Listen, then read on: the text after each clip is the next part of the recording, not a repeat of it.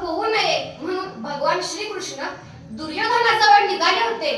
तेव्हा दुर्योधन असा विचार करत होता की भगवान श्रीकृष्ण हे युद्ध होऊ नये म्हणून येणार आहे, पण आपण भगवान श्रीकृष्णाचा तिथं कुठलाच पाहुणचार करायचा नाही, देवाचा तिथं अपमान करायचा असं दुर्योधन ठरवतो. आणि भगवान श्रीकृष्ण या दुर्योधनाच्या वाड्यात येतात, पण दुर्योधन भगवान श्रीकृष्णांचा तिथं कुठलाच पाहुणचार करत नाही. म्हणजे बघा, आपल्या घरी जर एखादा पाहुणा आला तर आपण त्या पाहुण्याला चहा देतो, पाणी देतो, म्हणजे त्या पाहुण्याचा योग्य तो पाहुणचार करतो. का तर त्या पाहुण्याला अतिथी देवो भव याप्रमाणे त्या पाहुण्याचा पाहुणचार करतो.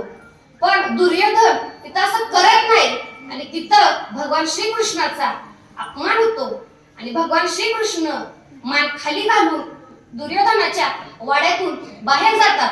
दुर्योधनाच्या वाड्यातून बाहेर चालत चालत समोरच विदुर काकांचा एक वाडा होता. त्या विदुर काकांच्या वाड्यात विदुर काकांची पत्नी आंघोळ करत होती आणि ती आंघोळ करत करत भगवान श्रीकृष्णांचं भजन करत होती. श्री कृष्ण गोविंद हरे मुरारी.